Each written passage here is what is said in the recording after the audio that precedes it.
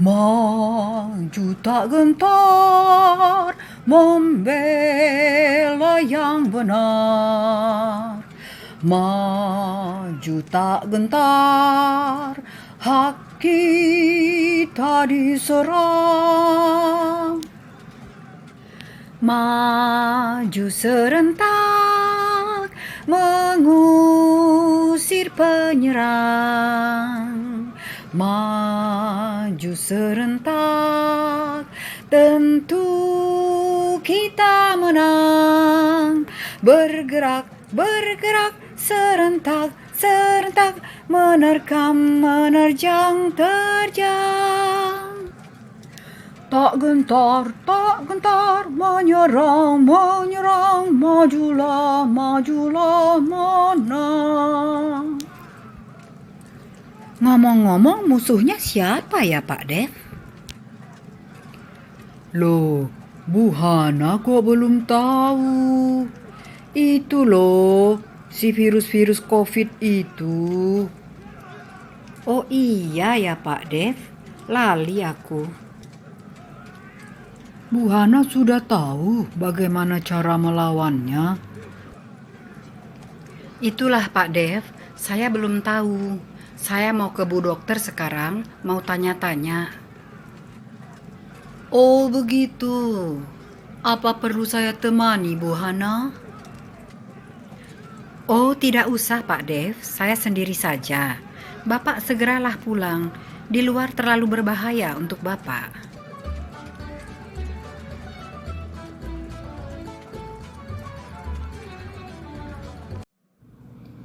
Apa kabar Bu Hana? Apakah ibu dan keluarga ada sehat-sehat saja? Saat ini kami sehat-sehat saja Bu Dokter. Tetapi itulah, saya khawatir sekali dengan virus-virus COVID yang sekarang sedang menyerang. Saya kan sudah usia lanjut. Kabarnya, virus tersebut akan sangat berbahaya untuk usia lanjut. Apa betul begitu Bu Dokter? Baiklah, saya jelaskan. Silakan duduk Bu Hana. Journal of Infection Maret 2020 ini melaporkan sebuah studi yang dilakukan pada 4.021 kasus terkonfirmasi COVID positif. Ditemukan sebanyak 26,2% adalah pasien yang berusia 60 tahun ke atas. Wah, seperempatnya usia lanjut ya Dok? Begitulah Bu Hana. Dan dari data tersebut disampaikan bahwa kalangan usia lanjut lebih rentan mengalami penyakit yang berat yang membutuhkan perawatan intensif di ICU.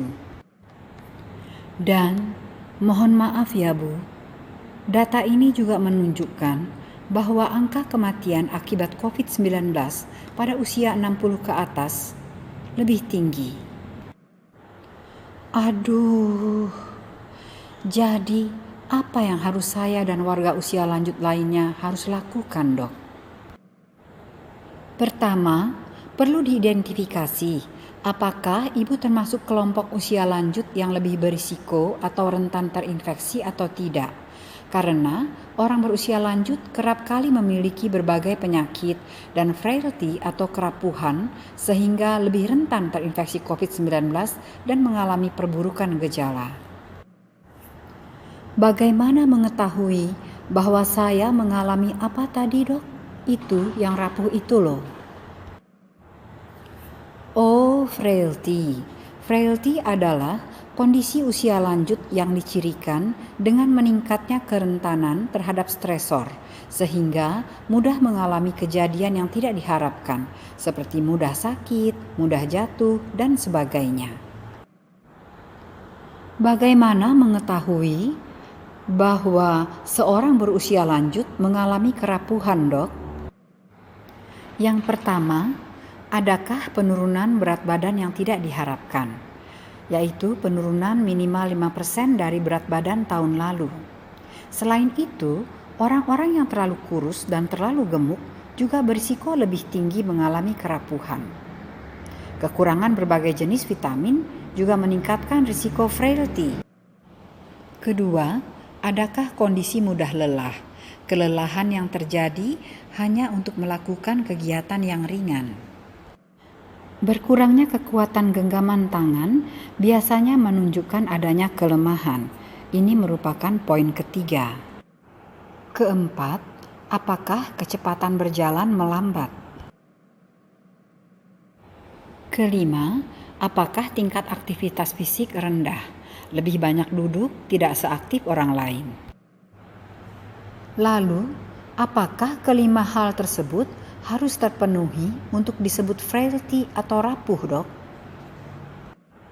Minimal ada 3 kriteria tersebut sudah terpenuhi untuk disebut frailty atau rapuh, Bu.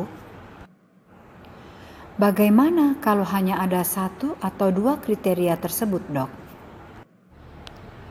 Bila ada 1 sampai 2 kriteria tadi disebut sebagai pre-frailty atau menuju rapuh, Bu Hana.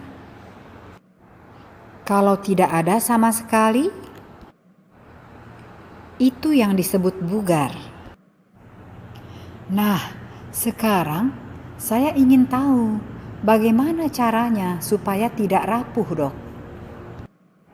Ayo kita bahas sambil santai di ruang tamu, Bu. Ada perbedaan yang signifikan antara sindrom kerapuhan dengan dampak dari penuaan, di mana sindrom kerapuhan itu bersifat dapat reversibel, jadi bisa kembali menuju keadaan bugar. Sebaliknya, efek penuaan itu berlanjut terus dengan bertambahnya usia. Oh, begitu ya, dok. Kalau begitu, apa hal-hal yang harus kita perhatikan agar kita bisa menjaga badan kita agar tidak menjadi rapuh? Pertama, yang harus diperhatikan adalah kecukupan makanan. Cukup proteinnya, cukup energi hariannya, serta cukup multivitaminnya. Dari berbagai penelitian diketahui bahwa vitamin-vitamin yang kalau jumlahnya kurang itu akan meningkatkan risiko kerapuhan adalah vitamin A, vitamin D, dan vitamin E.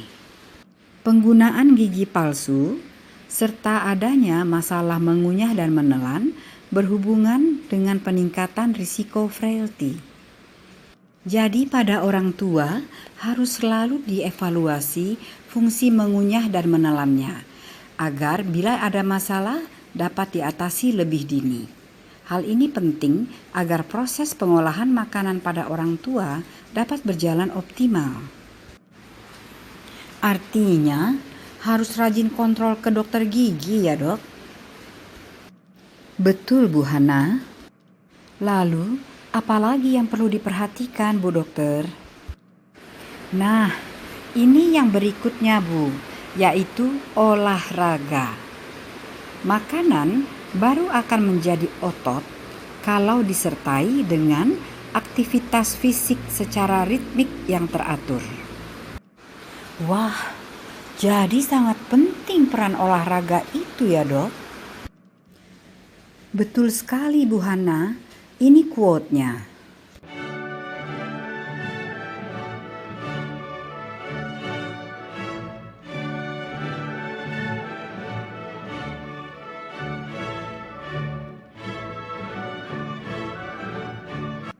Wow, bagaimana ya kiatnya, Bu Dokter, supaya bisa teratur olahraga? Pertama, malam sebelum tidur, niatkan bahwa besok pagi Ibu merencanakan untuk memulai hari dengan berolahraga. Yang kedua, siapkan waktu minimal 30 menit setiap hari untuk olahraga. Jalan pagi, sepeda statis, goes keliling kompleks, berenang, atau olahraga lain yang Ibu sukai. Ketiga, masukkan olahraga ke dalam kalender mingguan Ibu dan perlakukan sebagai perjanjian yang tak dapat dibatalkan. Yang keempat, mulailah hari dengan berolahraga sebagai rutinitas pertama sebelum Ibu hanyut dalam kegiatan harian lainnya. Wah, senang sekali saya dapat pencerahan seperti ini. Terima kasih, Bu Dokter. Wah, sudah waktunya jemput cucu, Bu Dokter. Saya pamit dulu, Bu. Insya Allah lain kali akan banyak hal lagi yang ingin saya diskusikan dengan Bu Dokter.